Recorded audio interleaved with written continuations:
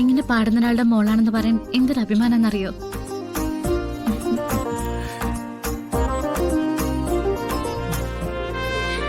എങ്കിൽ നമുക്ക് എല്ലാവർക്കും കൂടി കഴിച്ചാലും.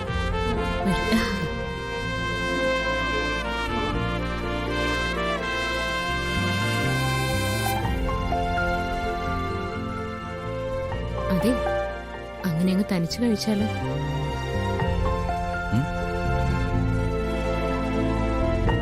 എനിക്കിന്ന് മോള് ഭക്ഷണം വാരി തന്നാ മതി. ആണോ? അതിലെ സന്തോഷമുള്ള കാര്യം എന്താ?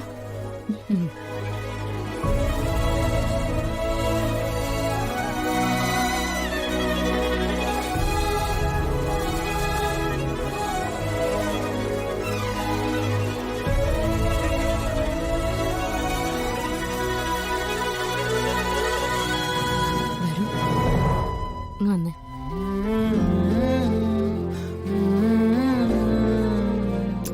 വരൂ.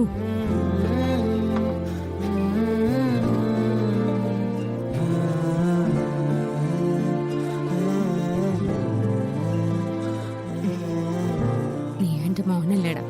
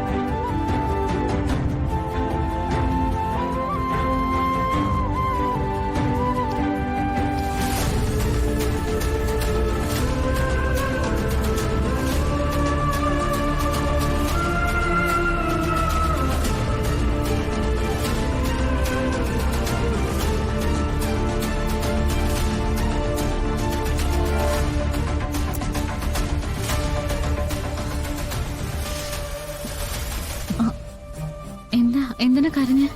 ഒന്നുമില്ല. ജീവിതത്തിൽ ആഗ്രഹിച്ച കാര്യങ്ങൾ ചെയ്യാൻ പോകുന്നതിന്റെ ത്രില്ലിൽ അമ്മ. രാവിലെ രജിസ്ട്രേഷൻ ഓഫീസിൽ പോകുന്നതിന് മുമ്പ് നമുക്കൊന്ന് അമ്പലത്തിൽ കയറണം കേട്ടോ. നേരത്തെ റെഡിയാവണം രണ്ടുപേരും.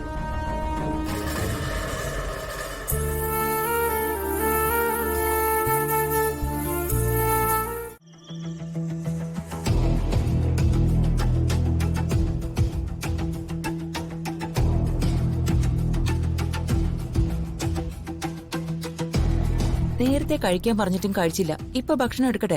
വേണ്ടടോ, കഴിക്കാനുള്ളൊരു മാനസികാവസ്ഥയില്ല ഇന്നിന് വേണ്ട. എന്താലോചിച്ച ഇപ്പൊ ഈ മനപ്രയാസം? നാളെ രാവിലെ 10 മണിക്ക് ശ്യാമ പറഞ്ഞ് രജിസ്ട്രേഷൻ നടക്കും. രാധികയുടെയും വരുണിന്റെ പേരിലേക്ക് ശ്യാമയുടെ സമ്പത്ത് മുഴുവൻ എത്തും. നമ്മുടെ എല്ലാ ബാധ്യതകളും തീരാൻ പോവല്ലേ? അതെ, ശ്യാമ തരുന്നത് സന്തോഷത്തോടെയാ, അതിൽ സംശയമൊന്നുമില്ല. പക്ഷേ ഇത്രയും കാലം അഭിമാനത്തോടെ ജീവിച്ചിട്ട് ഇപ്പൊ വല്ലാതങ്ങ് ചുരുങ്ങിപ്പോയ അവസ്ഥ തോന്നുന്നുണ്ട് പത്മിനി.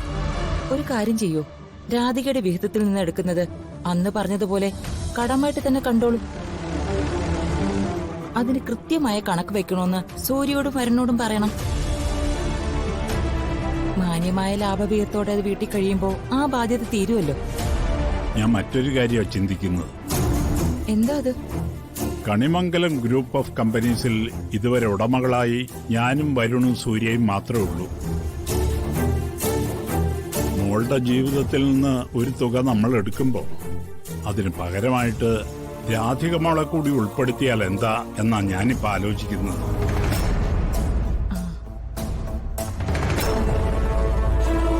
എങ്കിൽ പിന്നെ നന്നായല്ലോ. അതോടെ പരമേശ്വരന്റെ മാനസിക വിഷമവും കുറഞ്ഞു കിട്ടും. അച്ഛാ, അതിന്റെയൊക്കെ ആവശ്യമുണ്ടോ? രാധികയെ കമ്പനി ഉടമയാക്കുന്നതിന്റെയൊക്കെ. വീഴ്ചയിലായ കണിമംഗലം ഗ്രൂപ്പിനെ കരകയറ്റാൻ ഞാൻ മറ്റൊരാളുടെ സഹായം തേടുന്നു.